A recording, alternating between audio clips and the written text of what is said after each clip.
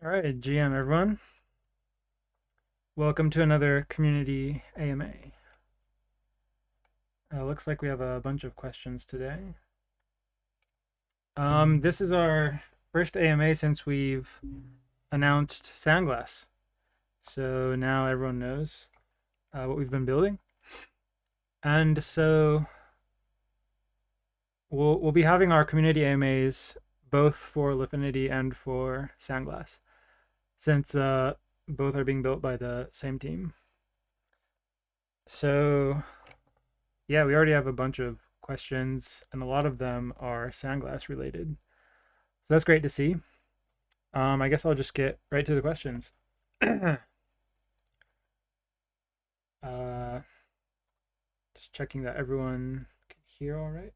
Yeah, everything looks okay. All right, so let's get started. Let's see. Where am I? All right, first question we have from Otto. Otto says, how is Lifinity handling the influx of interest resulting from Sandglass? And has it been a big chance or a big change or relatively calm? Specifically, how is it changing Lifinity's strategy, if at all? And does the level of interest match or exceed the bullishness of the community towards Sandglass? Yeah, so um when you say the influx of interest, I guess there's like there's a few different forms of interest. So one type is interest in using the app. Right now, the interest to use the app is still relatively low, and that's probably mainly because we still only support one asset. So right now we just have a MSOL vault, and there's been some volume on it, but not a lot. I don't think there's a ton of demand to trade it, and probably not for LSDs in general, since their yield is not that volatile. The picture could change when we introduce support for things like points for LSDs that have things like that, or also just like token rewards. So like right now, Marinade is considering a season 3 for their MNDE rewards, and that includes rewards for just holding MSOL. So if and when we get integrated with that, if and when they launch a season 3, then you can expect there to be more trading volume, or like Soul Blaze has BLZE rewards just for holding BSOL and using it in DeFi and stuff. They're also coming out with this Embers thing, which I actually don't know what that is, but sounds like that's going to be revealed soon. And let's see, Jito Soul. They don't give rewards just for holding Jito Soul, but they might be willing to provide um, some incentives to use Jito Soul in Sandglass separately.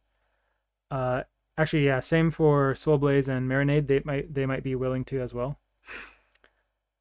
And then of course there's Sanctum and their INF LSD, and sounds like they might have points or token rewards or something like that. So yeah, like once all that gets figured out and integrated, volumes, there might be much more interest. We'll see. And yeah, obviously it's not just LSTs that have yield that can be traded. So yeah, but yeah, for the time being, so there's not much of that interest. A lot of the interest in terms of like the questions we've been getting is definitely regarding like, is there going to be an airdrop? What's the relationship with Lifinity, and things of that nature. And that like is something we haven't fully determined yet, so there's like not much for us to share. So how have we handled it? we've kind of just, I mean, that's we just say that what I just said. Like we still haven't figured it out, so no info to share. Um, let's see. And then like behind the scenes, there's like tons of people reaching out, asking to invest in some form of like non-public round. To which we've always replied that we're not raising because we've already like we're funded from the VEIDO as well as the ongoing revenue from Lifinity's DEX. So yeah, I think those are the three forms of interest that we've that have come across, some more frequently than others. Let's see. Yeah. And then second part of your question, let's see, you say, how is it changing Lifinity's strategy, if at all, and does the level of interest match or exceed the bullishness of the community towards Sandglass? I mean, I'm not sure what the level of bullishness of the community towards Sandglass is. Like, I think a lot of people are excited about it because they they think like we do that having a Pendle on Solana is important. It's something that other protocols will definitely find useful and users will definitely find useful. It gives an avenue for people to trade yield. So, and then, you know, like right now, Pendle's doing really well because all these points, especially on like restaking stuff, is like really exploding, which results in them getting a lot of volume. So you can imagine like something similar could happen on Solana, not with regards to like restaking, although that's not an impossibility in the future, but more so just like protocols with points and yield in one form or another. Let's see. Yeah, so our strategy um, will be a bit different from Lifinity. With Lifinity, it's not important that we advertise people use our app because if people use Jupiter, then they just end up using our app naturally, even if they don't know it. And similarly for like arbitragers, maybe they're not using Jupiter, but if they want to optimize their arbitrage trades, then they want to have access to all the dexes, including ours. So, you know, they'll integrate us naturally. And there's like really no need for us to like advertise any of that or like educate people or anything. With SandClass, I mean, we've talked about this in the introductory articles, but it kind of requires a different approach because there currently is no yield trading market on Solana. We're kind of the beginning of it. And like people on Solana, a lot of them, anyways, are not familiar with the concept of yield trading. Some are because they've experienced it on Ethereum, but I think that's relatively rare, and most people aren't. Um, I guess there's also people who are like familiar with it conceptually, but have never actually done it. So yeah, there's like varying levels of familiarity, and so education is definitely a big part of making Sandglass successful, and also like raising awareness because unlike Lifinity, in our case, we do need people to come to our platform to trade. So yeah, I think there will be different approaches, or the approaches will be different for sure. We haven't ramped up that kind of stuff yet, because there's not much to trade on Sandglass yet. So yeah, I think it'll be pretty gradual, uh, until perhaps it isn't. Like there very well could be like a point where like there's just this one asset where it just like really works super well, and then suddenly there's a ton of people using Sandglass, but or not. It could just be like a gradual increase, just adding users one by one. Yeah, we don't really know, but yeah, anyways, the strategies for how to gain adoption are definitely different. Okay, next question we have K57. He asks, can you summarize the links between Lifinity and Sandglass? What impact does this new protocol have on Xlifinity and VE-Lifinity holders? Let's see. So I kind of talked about this in the previous question, but like there's a lot that we still haven't determined. Um, what we do know is that we built Sandglass with funding from the VEIDO and ongoing revenue from the DEX. So in other words, you can basically say that we've been funded by VE-Lifinity holders, essentially. So yeah, I mean that should tell you something about like the directionality of our approach that we'll eventually figure out. Um, or in other words, this isn't like totally separate, and it's not as if like the Lifinity community will get nothing out of it. It's just that we still don't know what form exactly that will take. So that's where like I really have not much to say right now. So yeah, I understand that people just want an answer, so that they can figure out, like basically figure out whether they should, one, buy more Lifinity, and two, whether they should try to farm an airdrop. But yeah, really no answers at this point. So yeah, you're just gonna have to speculate, I guess. All right, Scorch asks, any ETA on when new Sandglass vaults will be added? Uh, no schedule. We're working on them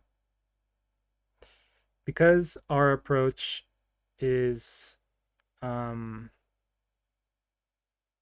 different from Pendle's. Actually, I listened to a podcast by the founder of Pendle recently, and they said that even their approach requires a lot of manual work to open new pools, which I wasn't aware of. I thought it was basically just like figuring out the range in which to concentrate, but maybe they need to do more beyond that as well. But in our case, we need to figure out the range, but also we need to build the custom infrastructure to do the pool price updates.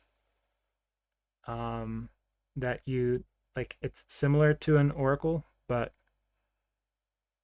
I'm not sure if calling it an oracle is like exactly accurate. Like so, for example, in MSOL's case, Marinade has they post on-chain data for how much yield was accrued in the previous epoch. And so then our smart contracts look at that and then update the price that we concentrate the pool around. I forgot why I was talking about that. Oh yeah. So that requires a bunch of work, and each each token has like a different way of doing that. Like Marinade has their own way, then Jito has their own way, and Soulblaze has their own way. And then Sanctum doesn't even have a way, so we have to create a custom one ourselves. Stuff like this. So it requires a bunch of manual work. Um, so yeah, that's why it can take a while. So yeah, no ETA, but we're working on it. Time for my sip before I start coughing. All right. Taste asks, so we've heard we have our own Oracle. I think he's talking about Lifinity. Is this a on-chain Oracle, or is it collecting data off-chain and adjusting the parameters of the pool from off-chain data? So when you say, or when you ask whether the Oracle is on-chain or not, um, I mean, I think all oracles are on-chain, but at the same time, all oracles first get their data off-chain. I mean, that's like the whole point of oracles, right? It's like it's a way to access data that's not on-chain, or you're putting off-chain data onto the chain and then using it. And so it's the same with our oracle. So like with Pyth, you have a bunch of data publishers who publish their prices on the chain, and then the Pyth algorithm aggregates those into one price and one confidence interval. And then they publish that, and then we use that. So when we do our own oracle, it's similar except that there's no need to aggregate because it's just us. It's just one person taking off-chain data, putting it on chain. And the reason we put it on chain is simply so like our smart contracts can use it. And then based on that data, yeah, we determine the price that our pool trades at. And yeah, so I hope that answers your question. Yeah, basically it's pretty similar to Pyth, except that instead of many data publishers, it's just us. Alfro says Pyth oracles update. So I think they're referring to the fact that we recently had to stop our Pyth pools because they were not working well. The Solana chain has been quite congested, and that resulted in the Pyth oracles having trouble updating in a timely manner. And when they don't update fast enough, they become when they update slower, it means either we just don't trade, or if we do trade, we're more likely to get front run. So yeah, it's like it's not good for us. And so we determined that it's probably just better for us to shut off the pools for the time being, which we did. And that's why Taste was referring to our own oracles, because some of our pools use our own oracles instead of Pyth's oracle. And those are still open. And it turns out that the pools using our own oracle, especially our Sol oracle, which is then like can be used also for staked Sol pools like MSOL, BSOL, GiroSol, and such. It can be used for those as well. So our Sol oracle is very important, and that accounts for, yeah, the pools using our own oracles account for about 94% of our revenue. But yeah, so update on the Pyth oracles. It turns out they're still not doing well, even though the chain has improved somewhat. If you go to Pyth's site, where they list all their oracles, you can look at the individual ones and you can look at like how frequently they're updating. Um, and it'll show like even for the Sol Oracle, which is like their you could argue like their main one. Um, I think it probably has like the most publishers. Actually, I'm not 100% sure about that. Maybe it's like BTC or ETH, but Sol's like up there, right? It's like it's definitely one of the major, if not the main Oracle, and even that one is having tons of trouble. You can see like the those warning signs where it's like a triangle with a exclamation mark in it next to the price updates, and so even that one is still struggling. So yeah, um,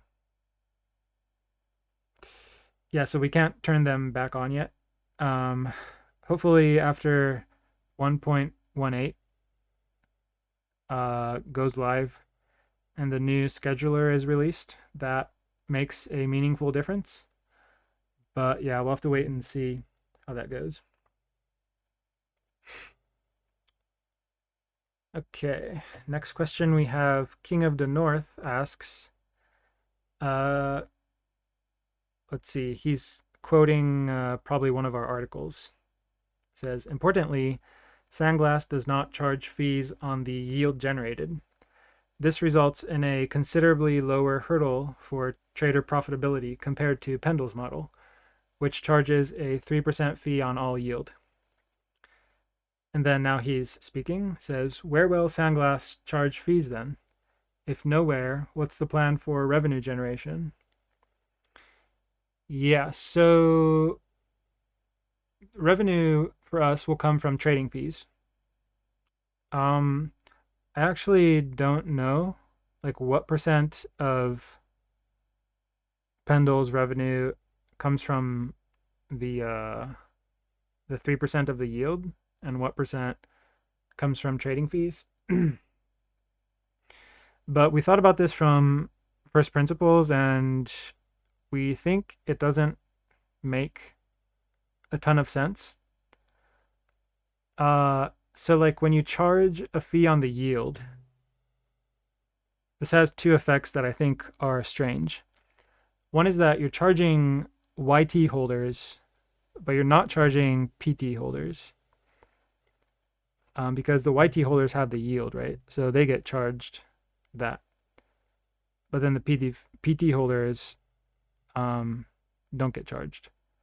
So that seems strange because why should YT holders be disadvantaged over PT holders? It's not clear to me. And the other thing is when you charge a fee on the yield, that means you're charging LPs as well. So that means just by providing liquidity, you're being charged a fee. So that creates a disincentive to provide liquidity, which seems suboptimal. Like you want to lower that barrier as much as possible. Um, you don't want to disincentivize LPs from providing liquidity. You want to have the most liquidity as possible because that will attract more traders when you have good liquidity, and that will result in more trading fees. So it kind of seems strange to charge a fee on the yield. It's also like, it's not something you see anywhere else in DeFi. So yeah, I'm not sure like what their rationale is. They might have just done it from the start uh, as an experiment, and then like no one complained. So like and now it just like stayed that way. I don't know. It seems to be working for them, which is fine. But I think it's much simpler and straightforward and makes more sense for us to not have that fee. and instead just like focus on the trading fees and adjusting that. Um, yeah,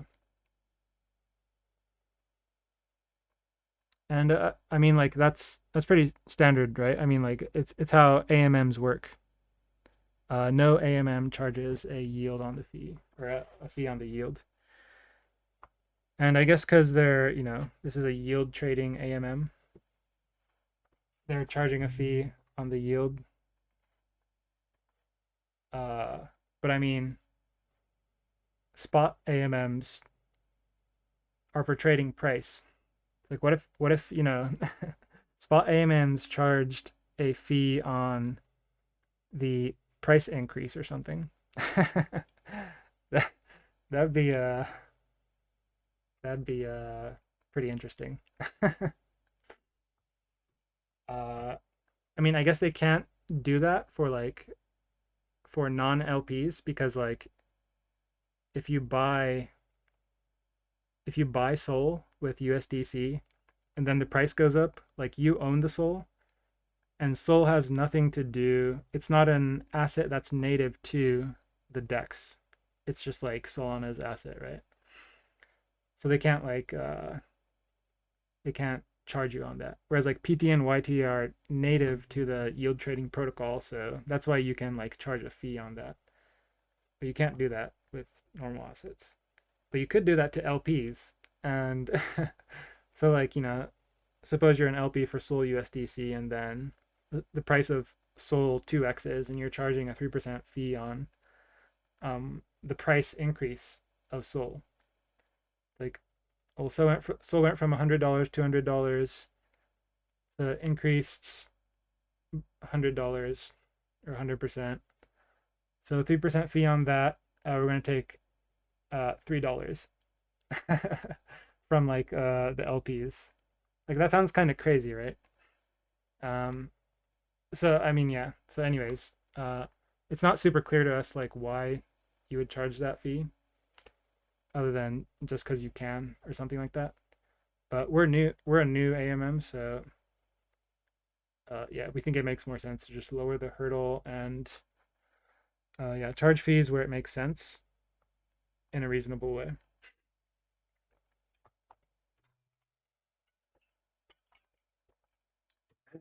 Okay. Next questions we have from TMS. Question number 1. Apart from other developments, are you working on a V3 for the Lifinity pools? For instance, to target increased liquidity dynamics relating to meme coins? So no, we're not working on a V3. Let us know if you have a genius idea. um, Meme coins. I mean, like, I don't know how you would improve it while mitigating risk. Like, you just need a really good idea, right? The problem with meme coins, as I see it, is often a lot of the price discovery is happening on chain.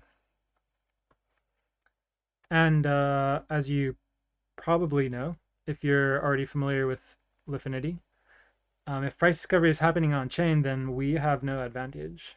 The reason Lifinity works well is because for many assets, price discovery is happening on centralized exchanges. And that's where the Oracle gets its price from. And so we're reflecting that price, the price discovery price, and then trading that on decentralized exchanges where price discovery isn't happening for the most part. So like it's difficult to profitably market make for these meme coins. Um, yeah. So yeah, unless somebody has a genius idea, which please let us know. We're not currently working on a V3. Second question, what are the biggest risks for Lifinity at the moment? I mean, no change from what I've talked about previously.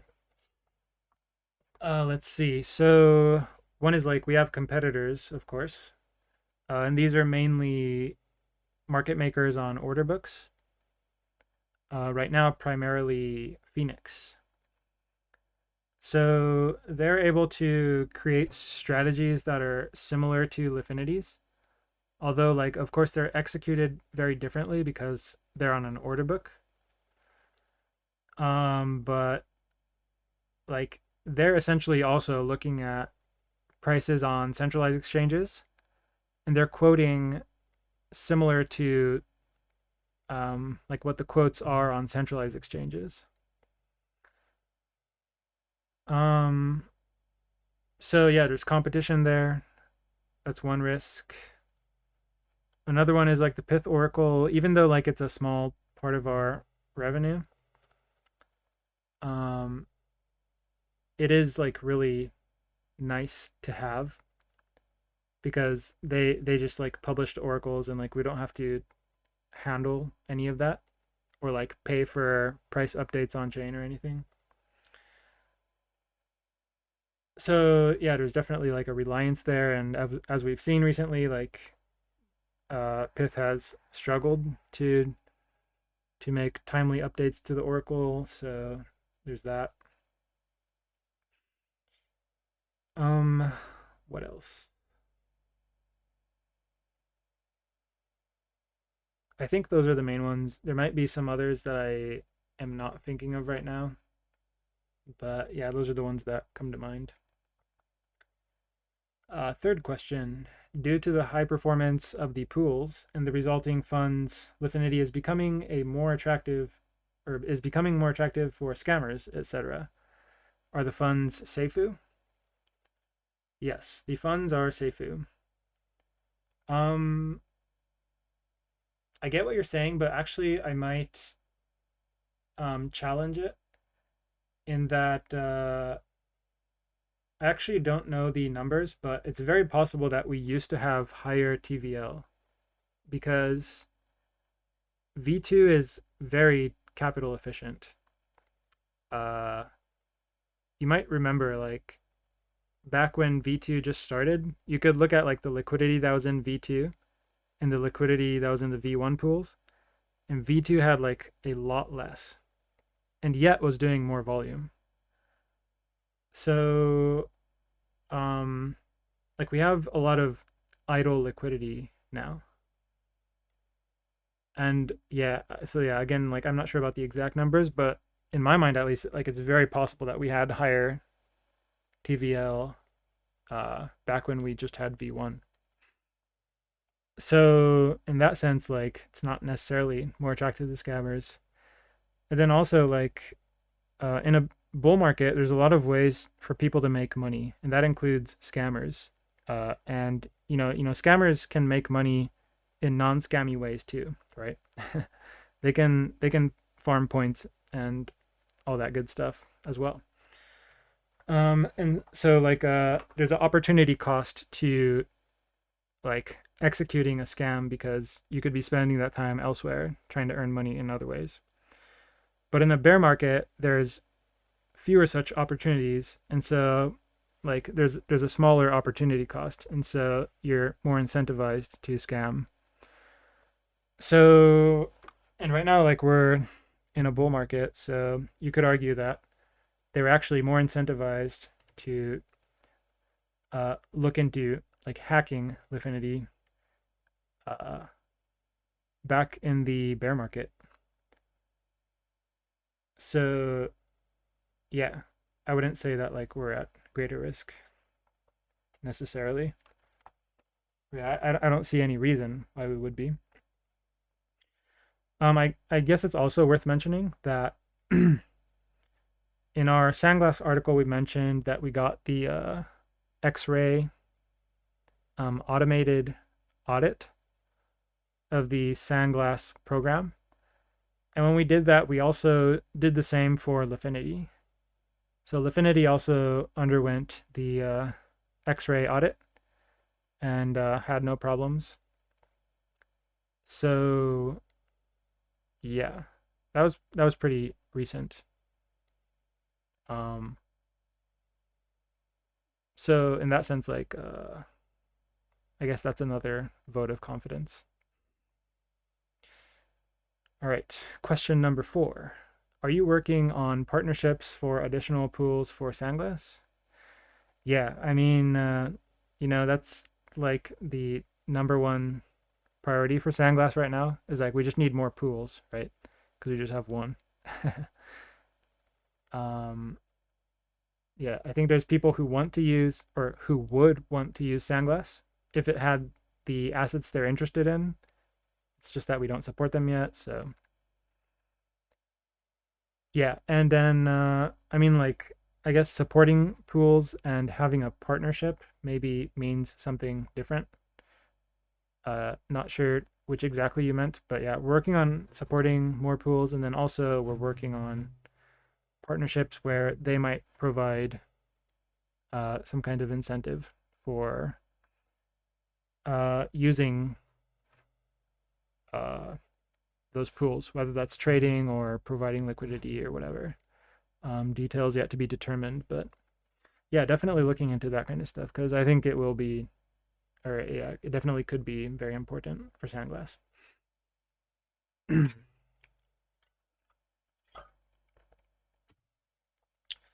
Alrighty, moving on to Apromino. Question number 1. When looking at the Lifinity stats page, there are some pools that have 0 7-day volume. Is this correct or a bug? Those are the pith pools for which we stopped trading. So no, it's not a bug. It is correct. Question number 2. Are we testing the Mu USDC pool because the on-chain volume is very high? We're not because that is a Pyth Oracle pool, and yeah, Pyth is still not stable at all. And if you recall, like even when Pyth was stable, um, it would often have trouble with certain meme coins in terms of update frequency. Like I think When was one of those tokens where a lot it looked promising on a lot of metrics, including volume and liquidity on other dexes. And Pyth released an Oracle, but if you look at the Oracle's page, you'll see that like the updates are quite spotty, and so it's difficult to use profitably. So yeah, even if Pyth recovers back to where it used to be, um, certain pools might still have difficulty. We'll just have to see and yeah, look at it on a case by case basis. Question number 3. How is the progress of Lifsoul? So we provided all the information needed to Sanctum. So now we're just waiting on them. I would imagine they have a lot of projects wanting to create LSDs for their validator. So I'm not sure where we are in that queue, but yeah, we're basically done on our side, just waiting for them. All right. Next question is from Snow. I saw new ELS protocol are coming to Solana. ELS protocol. Huh. I don't know what that means. Maybe we could have a point farming on Sandglass, just like Pendle did with Renzo, Swell, etc. It could be a good way to bring users. It's like free reward that could incentivize people to use Sandglass. Yeah. I wonder if you mean by Ls, like LRTs, liquid restaking tokens. Um, yeah. I mean, like, there's no liquid restaking on Solana yet, but and I think part of the reason that works well is because these LRTs command quite high fully diluted values. Um, and so their points result in also having like, or people at least perceive them as going to have a high value, and so they like bid them up on Pendle. Anyways, yeah, I mean something like that is definitely possible. Obviously, we're thinking about like trading points on Sandglass. So for those who aren't familiar, basically it would be like the YT tokens get the yield, and they would also, for protocols that have points, also get the points. And people don't know how much points are worth yet, so it's like pure speculation, and that's what results in high trading volumes. So yeah, it's definitely something we're thinking about. Like, needless to say, because it's a huge part of Pendle's success. So yeah. All right. Prodromo asks, what do you mean with integration with points? I'm not familiar with how Pendle is doing it.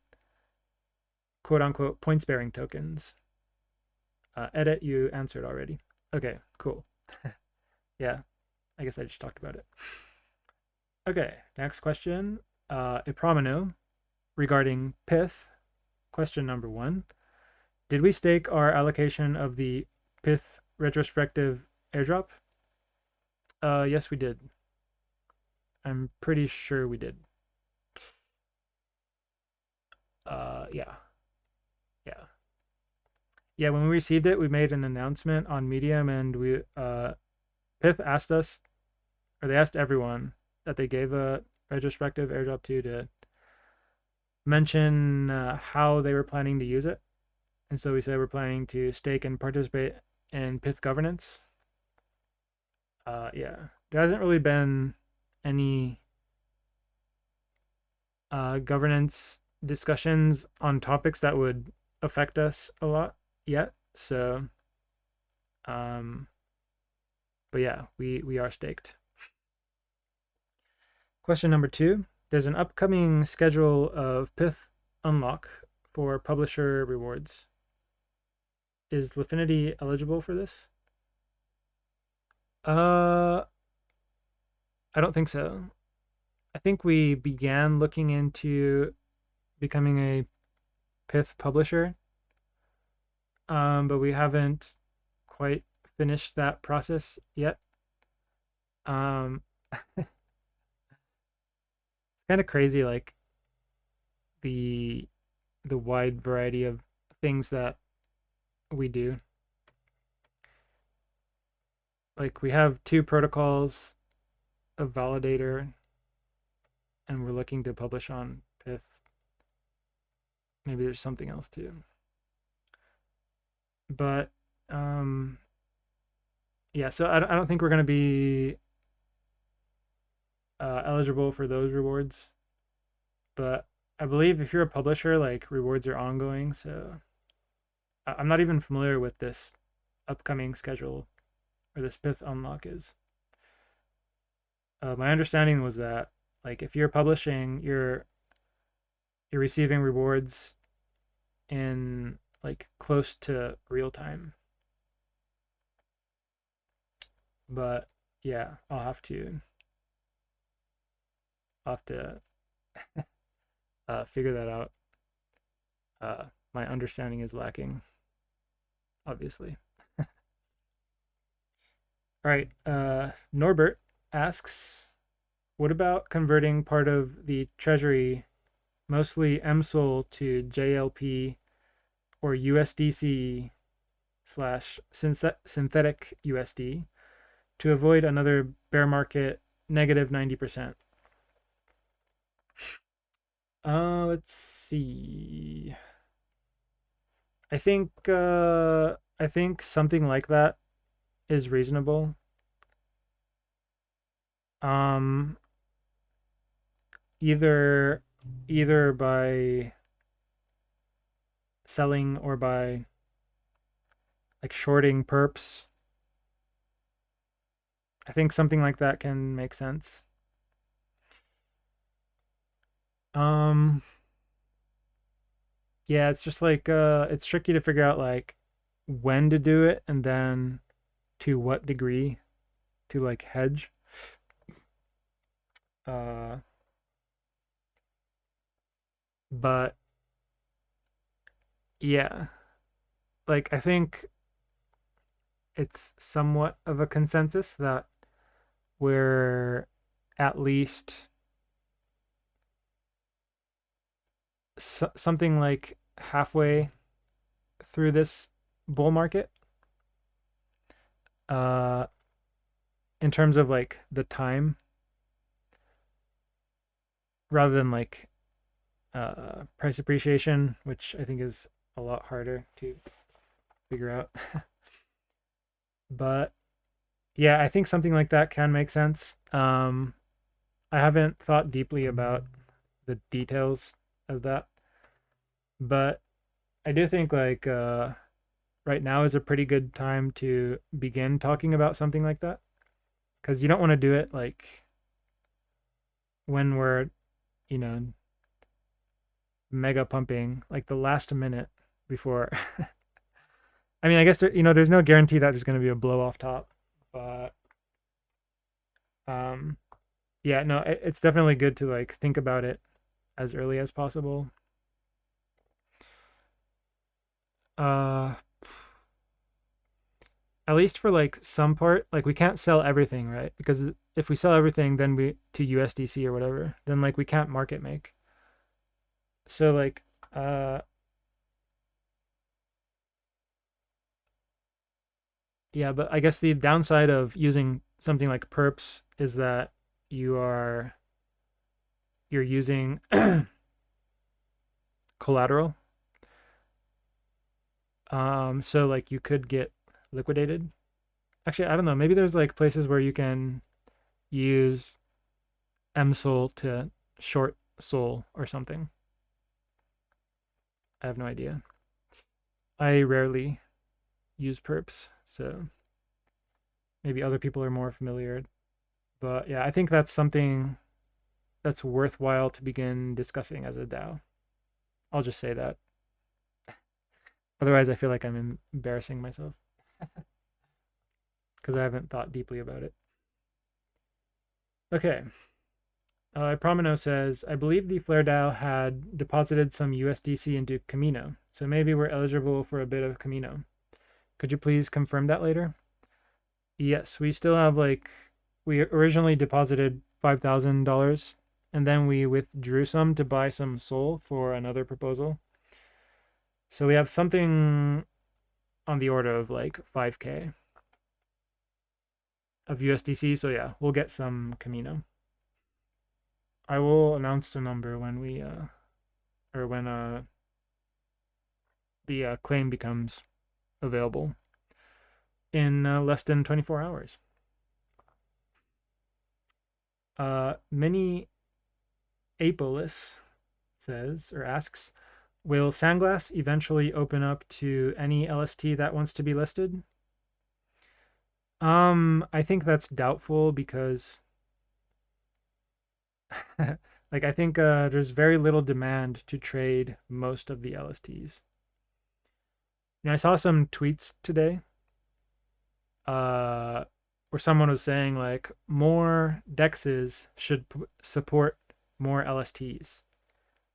And I had two reactions, although I didn't respond or anything. One was that like there's permissionless pools on a few protocols. So like you can open a pool if you want to. The second is that like you can open a pool, but like no one's gonna provide liquidity, or even if someone does, uh, like almost no one is gonna trade because um like like between LSTs,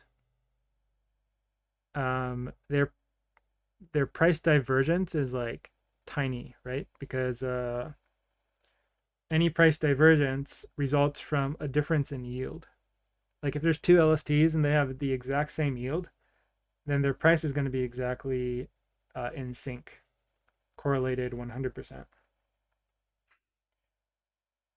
Um, so like people, all that to say, like people aren't like hopping from one LST to another. Maybe they do so like every few months when they're like, oh, the liquidity remining rewards here, or I shouldn't say liquidity mining. The incentives for like holding this LST or whatever, for example, have kind of dried up. Even if they still exist, it's now like worth less. So I'm gonna go to this new LST that now gives a lot more. But like even that kind of thing like only happens between the major LSTs, right? Because they have a protocol token. Most LSTs do not have a protocol token. It's just a validator. And so people aren't like, oh, today I want to hold JupSol, and then tomorrow I want to hold LiftSol, and then the next day I want HSol. You know, like people aren't trading this frequently.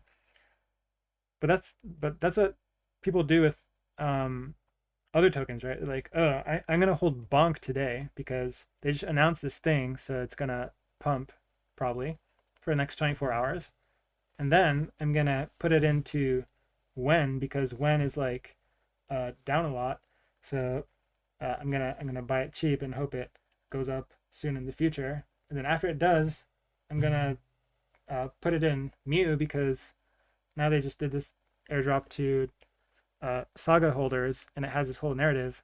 So I think that's gonna do well. And you're like, people will hop between meme coins, try to, you know, time the market right, but they don't do that with LSTs, and that's why. All that to say, LSTs tend to have very little trading volume relative to other tokens.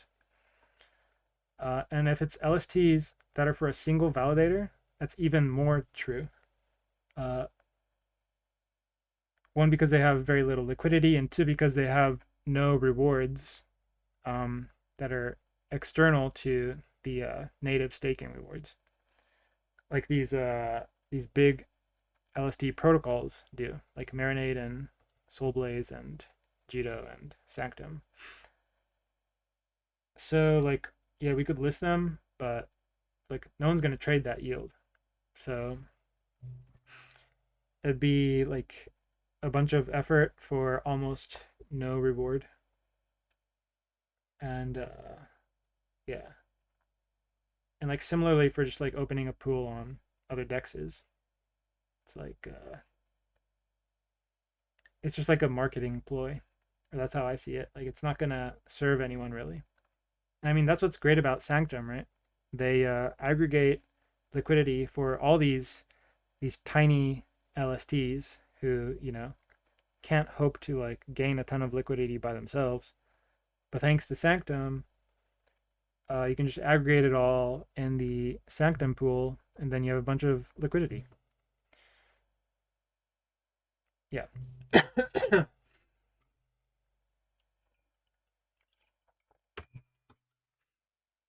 All right. Next question is from Kalon. They ask, how's the progress with increasing Lifinity liquidity going? So our revenue the past 2 months has been quite large, our largest ever. They're both greater than $1 million. So that means we added a bunch of liquidity. Um, and it looks like we're almost at the original target that we set, which was 0.5% price impact for trading 0.01% of the circulating supply. And we derived that goal from what we saw Radium and Orca had for their liquidity.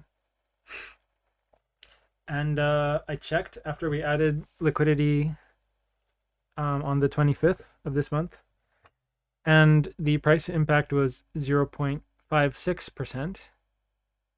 So we're only 0.06 percentage points away from the goal.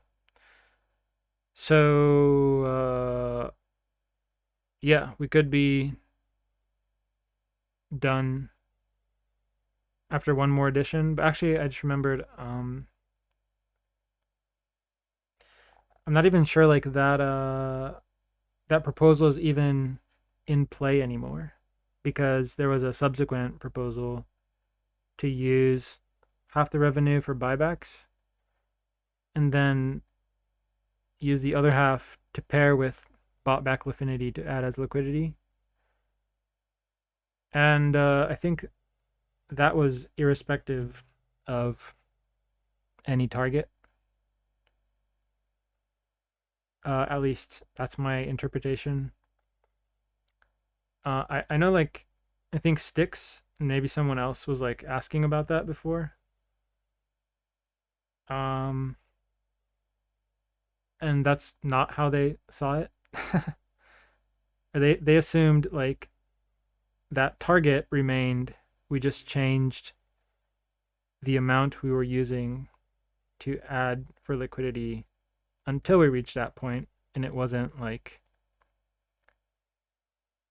uh it wouldn't continue forever. Once we reached the goal, we would stop the liquidity additions. Um, my understanding was that because in the proposal, like, it just said how we would use the funds. It actually didn't say anything about the previous target or anything.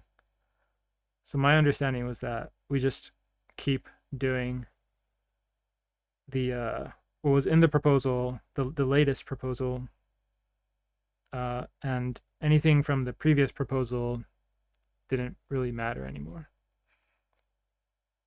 Um, I'm honestly not sure like what the community's perspective on this is as a whole.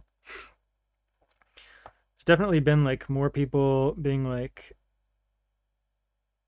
I think we have enough liquidity now.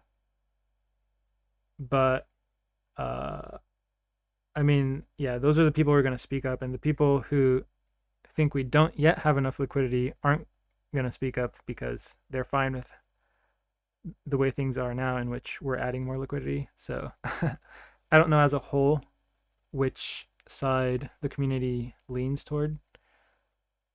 Might need to do another poll or something. If people are interested, they can start a discussion in Lifinity governance. Anyways, yeah, we're making good progress on Lifinity liquidity. We have a ton of liquidity now, I think. I think we're doing quite well, which is cool to see. People can't complain anymore.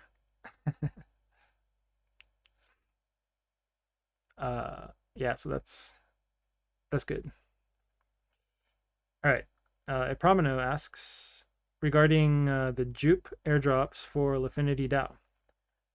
Did we claim the Zeus, Banks, and Catnip bribes?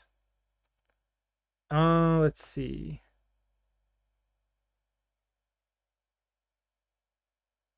I'm trying to recall which one was the site where you claimed those on the Jupe launchpad. Um,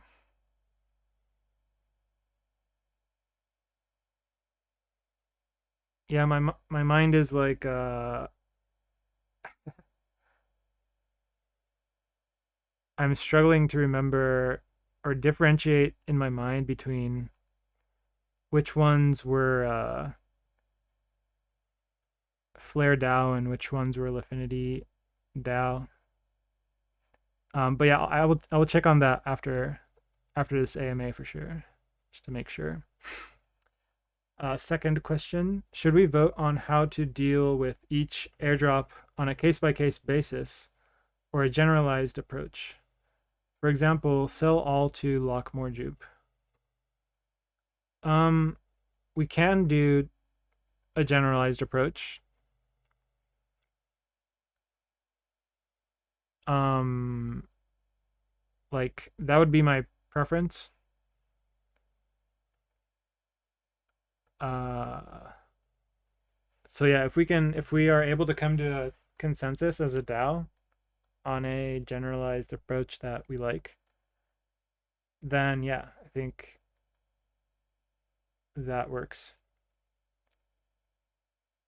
But yeah, I think these, like the airdrops, are you talking about the voting rewards? Because those are coming later, right? And I think they're released like all at once. The bribes are, yeah, separate, of course. Zeus. What did Zeus? I'm trying to recall. What did Zeus give tokens for? Because we didn't vote for them. Did they just drop more tokens to everyone who voted? Okay, yeah, Zeus was for all voters, right? Man, confusing stuff. Anyways, yeah, I'll check those later. And I am fine with a generalized approach for sure. We can do a case by case basis, but personally, yeah, I would prefer a generalized approach. Let's see. Mini Apolis follows up with, I asked my previous question because I'm starting a validator soon and toying with ideas around allowing people to support my validator without exposure to Soul Price. I wonder if Sandglass would unlock some of this functionality, and if so, I'd imagine other validators would be interested as well. Uh, how would you do that? Let's see.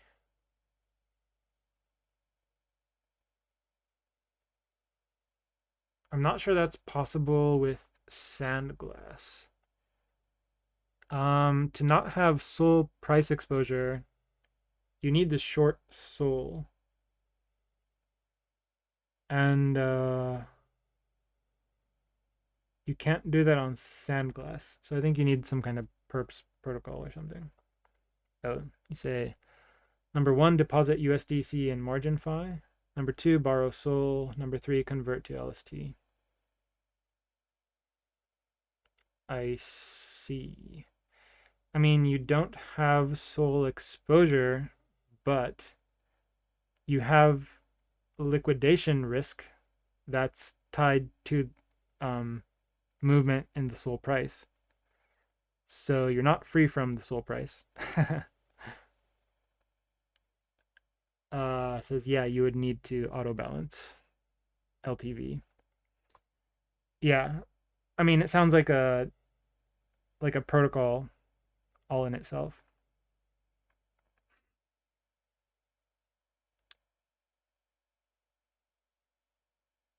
Yeah, I wonder if there's like more optimal designs possibly. Like I don't know.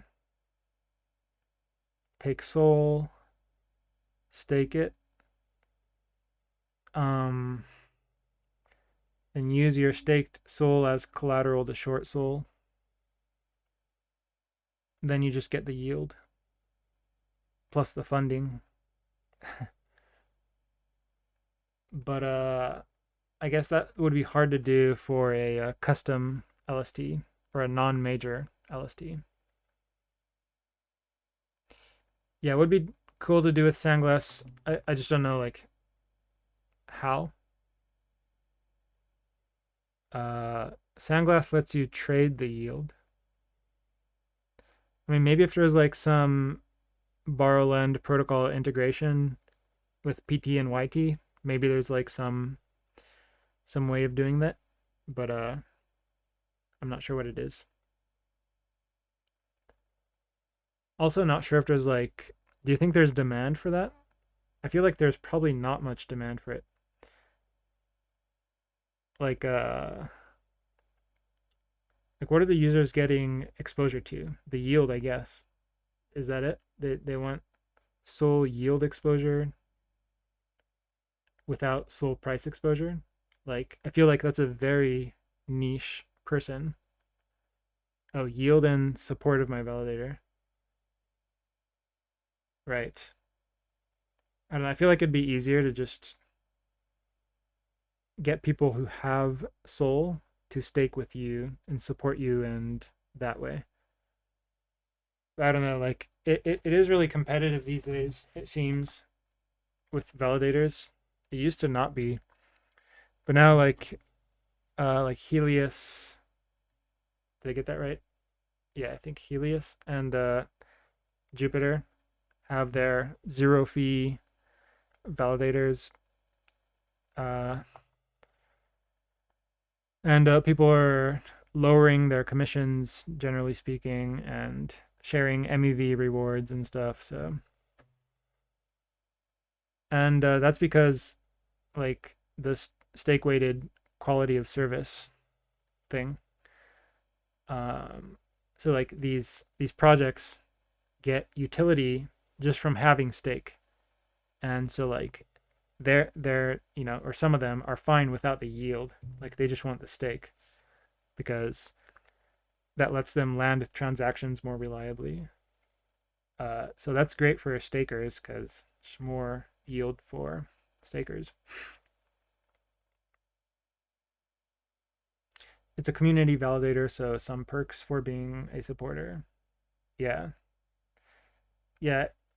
Validators are getting pretty creative. They're looking for a variety of ways to reward stakers, to attract stakers. Anyways, cool. Uh, Hope that works out. Let's see. Promino says banks and catnip are probably gone if we didn't claim them because they were closed around 3 days ago. Okay. Yeah, I'll check if we claim those regardless. I guess we need to remind Durden more often. Yeah, if I did miss it, uh, I apologize. Um, Catnip.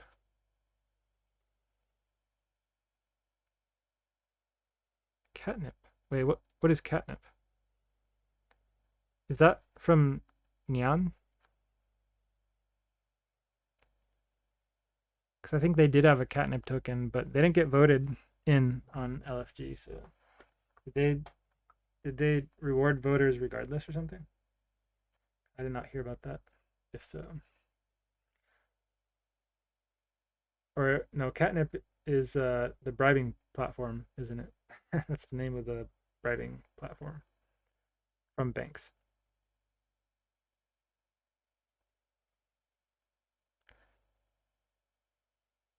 Um, all right.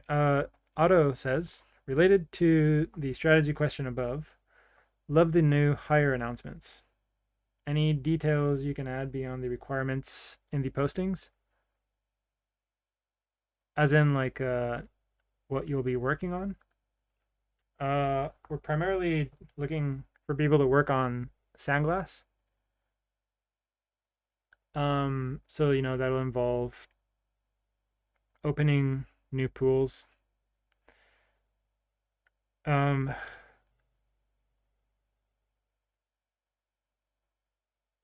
like working on partnerships, uh, working on different types of pools. So like right now we have like our Oracle based ones, but if we support points, then because points have no like true price and people have to guess, that also means that we can't choose the pool price based on any Oracle. And therefore it has to be free floating. And so that will work differently from our Oracle based pools. So working on that. Um, I think there was a couple other things that I'm forgetting right now, but um, yeah, those are some details, I guess. Promino says, I'm not too familiar with Sandglass yet. One, are the PT and YT fungible SBL tokens? Yes, they are. Yeah. Number two, if they are, can the PT be used as a collateral for a lending protocol? Yes, in theory, it definitely can. Um, it'll need to get supported, of course. And I think the main factor in whether a lending protocol will want to support it is the liquidity it has. And so yeah, like it'll take time, I think, for us to um, gather enough liquidity to make that a desirable proposition for lending protocols. But eventually, yeah, Pendle definitely has some integrations like that. You could also use YT in lending protocols as well. I don't think that's a thing in with Pendle because YT approaches a value of 0 as it approaches maturity, but in our model it doesn't. So um, yeah, there's a good chance that YT could also be used, and that can give rise to like leverage strategies. So yeah, that'd be cool. But we'll see. And then you're quoting something. I was thinking of the possibility for PT LST margins liquid staking token to be accepted as collateral on its own platform. Oh, okay. Yeah, so MarginFi's LST token, their LST called LST. Uh, let's see. Yeah, so yeah, definitely possible. Um, and definitely not limited to that either, you know. It's just a coincidence that MarginFi is a lending protocol that also happens to have an LSD. But you don't need those two to be the same. But yeah, you could think that they might have a stronger incentive to support PT in that case.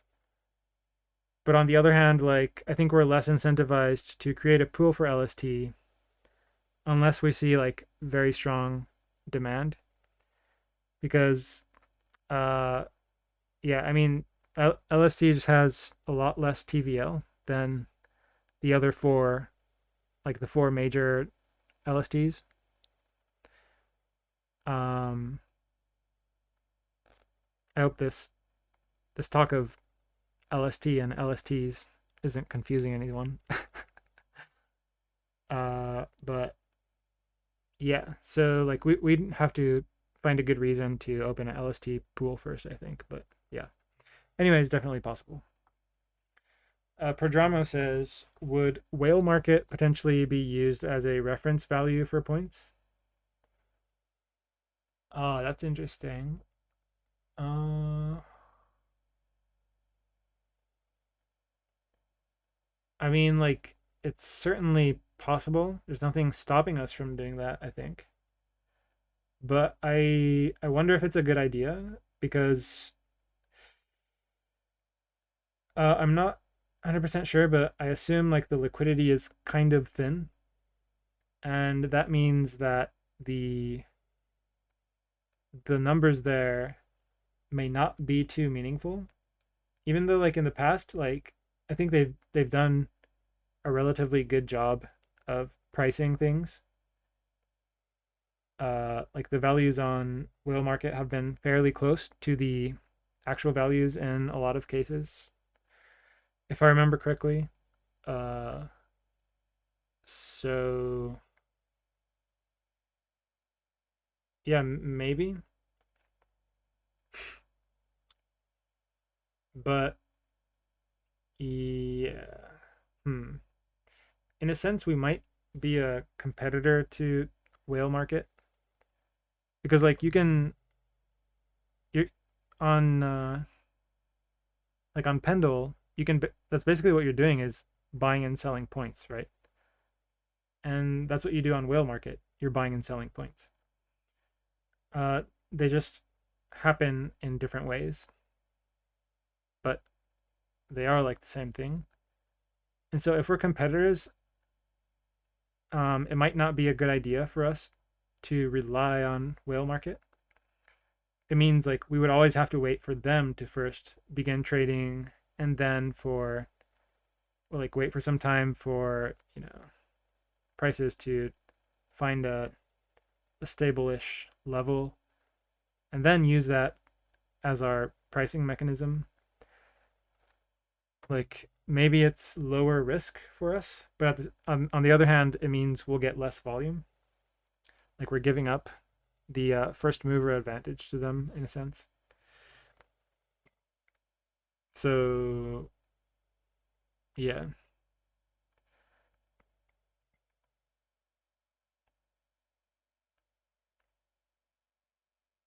interesting thought though. Yeah, we'll keep it in mind.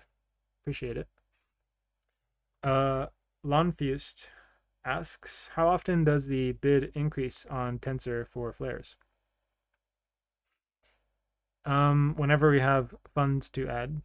So that's usually monthly at the beginning of the month when the Flare DAO's revenue is converted to Sol, and then we add it.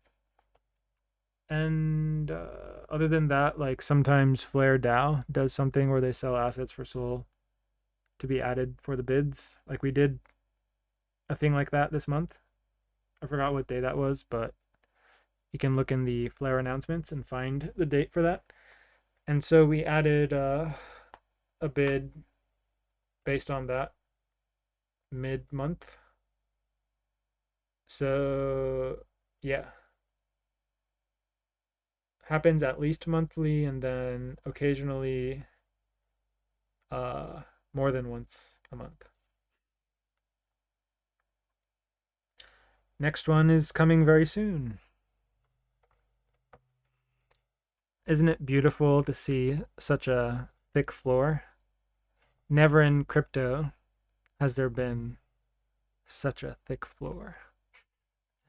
I actually don't know if that's true, but it's pretty damn thick. Like 1,300 Sol, which will soon be, I don't know how much, but probably more than 1,500 at least. Uh, when the floor price is, oh yeah, and so like with our current bid, it will buy back 250 flares ish. Then that'll probably increase to more than 300, and then I think there's 300 and something listed flares. So yeah, like it's a pretty interesting dynamic. Very rare in crypto, I think. Usually if the order book is lopsided, it's usually to the downside. There's like a shit ton of sell orders or a sell wall. Lonfuse says, too bad there is no buyback this month. I mean, it all depends, right? If people are gonna dump, then it works great that we have bids. And if people buy, then we would have been better off buying ourselves. But there's no way to know which will happen, so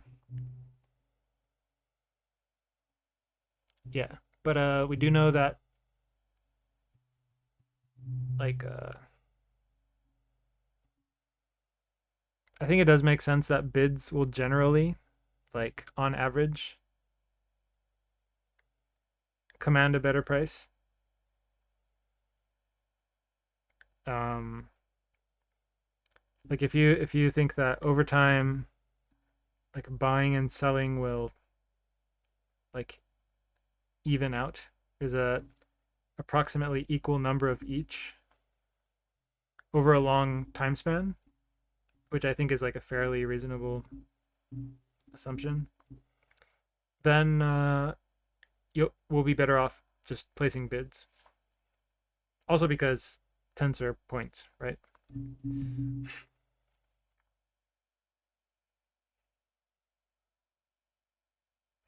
I think, part of the reason that people are buying is because we have such a thick floor.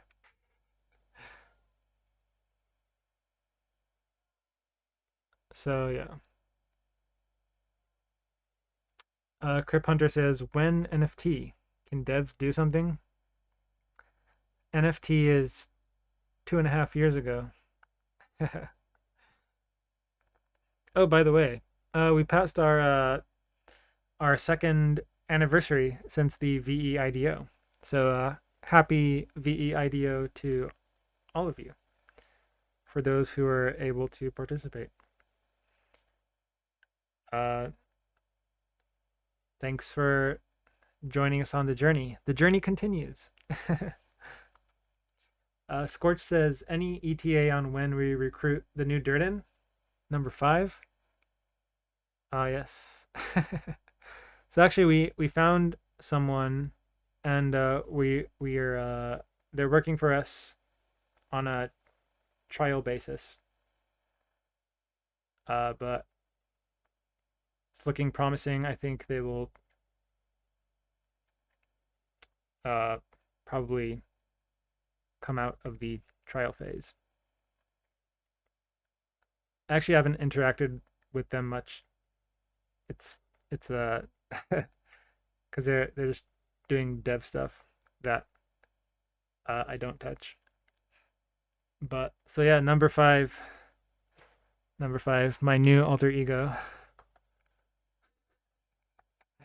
my new alter ego to string you guys along has arrived. Maybe one day I will introduce him to you all. We'll see.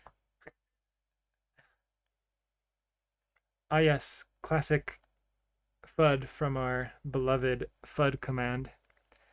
Be careful though, bro. The token has terrible tokenomics. Uh, yeah, this is probably a. I don't know if this is a podcast appropriate content. Might be hard to understand. I don't know. I don't know. Like, actually, I have no idea like who the people who listen to the podcast are. I wonder if they're Discord regulars or people who spend no time in Discord. I have no idea.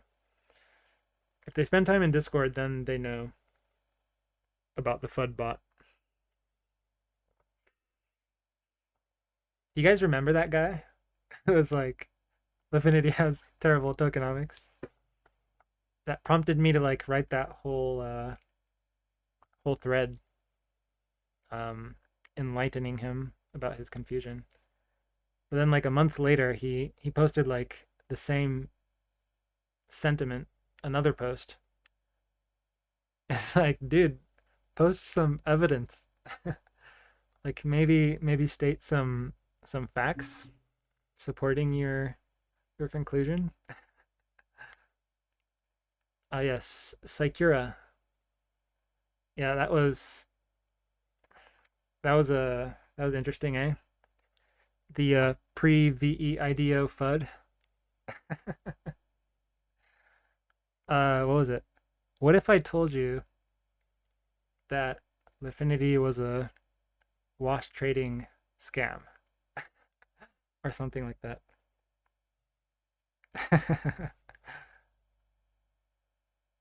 Yeah, we've seen some shit.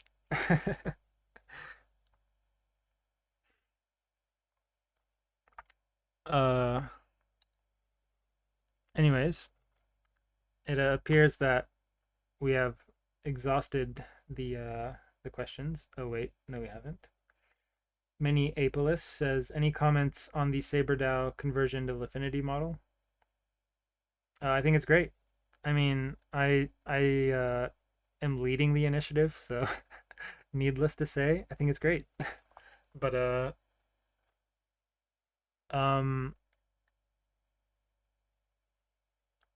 I I really like the Lifinity model. I wish it were.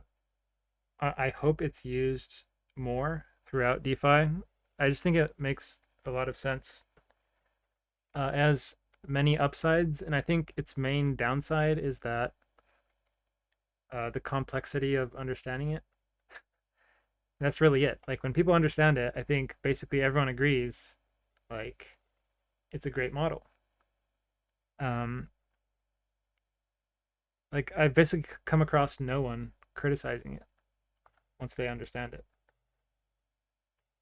So yeah, and if more protocols use it, that creates that much more of an incentive for people to invest the time to understand it. Uh, so yeah, that'd be great. Imagine if more people understood Liffinity's tokenomics. That would be dope. Um, Crip Hunter, gotta go. Loves. See ya. Thanks for coming. Thanks for the questions. Appreciate you. Otto says CoinGecko rant. Um, I mean, look, it's unfortunate that they still don't support us. They are they are quite busy. I understand that. And I think they've just decided that uh they're not going to spend the time to create custom infra to support us. And so basically they are like they want us to make an API to fetch our data. So I think no more like asking them on Twitter to support and stuff is probably not going to do anything. Um so yeah, I guess we need to make the API. Which is a as I love to say, a matter of priorities. Cuz there's a lot to be done. But yeah, that is on the to-do list. uh Mini Apolis says, "Oh, did no one ask about Sandglass token, or will Sandglass value slash governance accrue to Affinity? Also, Flare is involved in Sandglass at all? Sorry if those were asked already. Um, Maybe not that directly, but yeah, someone kind of asked about it earlier. Um, I'll start from the back. So Flares own a bunch of VE Affinity. So like if Lifinity gets something from Sandglass, then so will Flares. And then Sandglass was developed by using funding from the VE IDO and ongoing revenue from the DEX. So like it only makes sense that Lifinity would get something out of Sandglass. It's just that we haven't determined how exactly that will look. So yeah, it's not really much to say at this point in time. And when we do figure things out, um, we will let you know. But needless to say, like obviously we're thinking about it. Yeah.